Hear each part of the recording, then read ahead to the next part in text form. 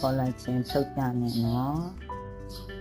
ငါးကြီးကနေကောလာဂျင်ထုတ်ဖို့အတွက်ကိုငါးအကြီးကိုတေချာလေးတန့်နေစေရပါမယ်ရှာလကာရင်းနဲ့နိုင်ဝက်လောက်နှက်ထားလို့ရှိရင်ညီးနှမ်းနေလဲကြောက်တယ်တန်ရှင်းစင်ကြယ်ပါတယ်ပေါ့နော်စားနေပါတေချာပုတ်စီမယ်နော်ဒီတေချာဆေးပြီးတော့ခုပေါင်းအောင်နော်တခါလုံးရင်နည်းနည်းပဲလှုပ်ထားတယ်အကြာကြီးလည်းမထားကြဘူးလေသူကတစ်ပတ်လောက်တော့ထားခံတယ်ရေခဲတက်တာထဲမှာထည့်ထားရင်ဒီလုံးပိတ်ထားလို့ရှိရင်တစ်ပတ်လောက်ထားလို့ရတယ်ပေါင်းလေးထည့်လိုက်ပြီးမိနစ်20ပေါင်းပြီးပါ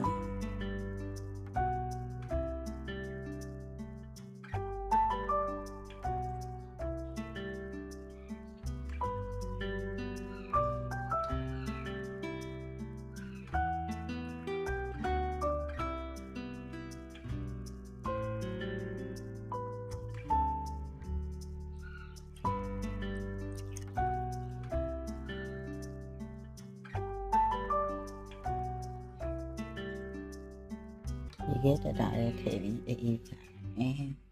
ဒီငါးကြီးကွန်လေးရလေသူ့မှာကောလာဂျင်ဓာတ်တွေမကြံတော့ဘူးဆိုလို့ရှိရင်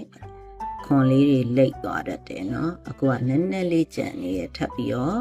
ပေါင်းလို့ရတယ်ဒါပေမဲ့နောက်ပိုင်းကြံထပ်ပေါင်းလို့ရှိရင်နောက်ပိုင်းကြံတဲ့ဟာတွေကတိတ်ပြီးတော့အခဲတတ်မရှိတော့ဘူးဂျယ်လတင်ဓာတ်နေသွားတယ်အရေးကြီးတွေပဲရတော့တယ်အဲ့တော့ဟင်းရပြုတ်တောက်တာတော့ကတော့ပဲကောင်းတယ်နော်အဲ့လိုမျိုးကြတော့အေးခံထားတယ်ငါးကြီးကောလာဂျင်လေးရပါပြီ3နာရီလောက်အေးခံရမယ်နော်မျိုးကတော့တညပိတ်ထားလိုက်တာဂျယ်လီကြောက်ကြောတုံလေးရပါပြီငါးကြီးကွန်နဲ့လှုပ်ထားတဲ့ကောလာဂျင်ဂျယ်လီလေးရပါပြီသူကကျန်းမာရေးအတွက်လည်းကောင်းတယ်အစာရင်ဥလန်းချောင်းအတွက်ကောင်းစေတယ်အစာမစားခင်လေမနက်စောစောစားလို့ရှိရင်ဥလန်းချောင်းကျန်းမာရေးအတွက်ကောင်းတယ်လို့ပြောတယ်အသားရည်အတွက်ဆိုရင်တော့ထမင်းစားပြီးမှစားလို့ရတယ်အပြင်မှာထားတာကြာလို့ရှိရင်တော့အရေးပြန်ပြောသွားတယ်နော်ဗမာပြည်ရာဒီဥလူနဲ့ကြတော့စားပြီးရတဲ့အထည်ပြန်ထည့်ထားမှရအကြာကြီးအပြင်မှာထုတ်ထားရင်ပျော်သွားတတ်တယ်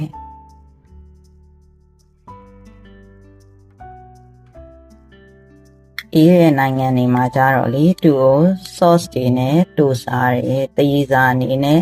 လှုပ်စားကြတယ်ချက်တော်ဖြူချက်တော်မိတ်အချင်းလေးအရေးလေးစမ်းပြီးတော့စားကြတယ်နော်သူကလေငါးညီနံနေလုံးဝမရှိတော့ဘူး vinegar ရေနဲ့တေချာစိမ့်ပြီးလှုပ်ထားတော့စားလို့လည်းအဆင်ပြေတယ်ဂျယ်လီလေးလိုပဲ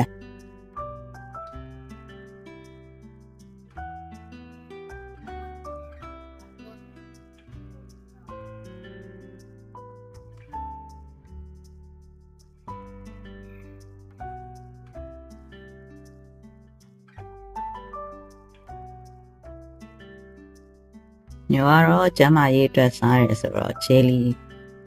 တိုင်းမဲ့စားမယ် sauce တွေပါတယ်မလုပ်နေတော့ဘူးနော်စားကြပါဦး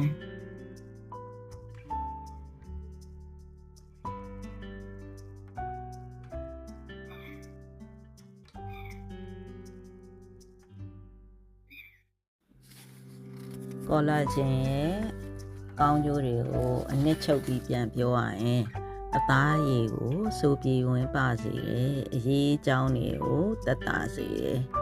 အသားရည်ခြောက်တာတွေပါတွေကိုကာကွယ်ပြီးတယ်ပေါ့နော်နောက်ပြီးတော့အယိုးအဆစ်နဲ့ဒူးစစ်နာတွေကိုလည်းသက်သာစေတယ်စပင်နဲ့ခြေတဲလက်သေးတွေကိုလည်းကျန်းမာတန်ဆွမ်းစေတယ်အနာတွေပါတွေဖြစ်ရင်လည်းအနာအကျက်မြန်တယ်အစာအိမ်နဲ့ဥလန်းချောင်းအတွက်လည်းကောင်းတယ်အဲ့ဟာ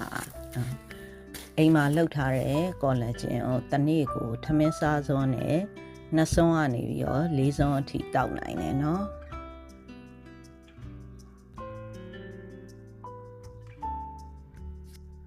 အကုန်ကြားတက်တာပြီးတော့အိမ်မှာပဲအလွယ်တကူလုပ်လို့ရတယ်ကောလာဂျင်လေးကိုလိုက်လုပ်စားကြည့်ကြပါ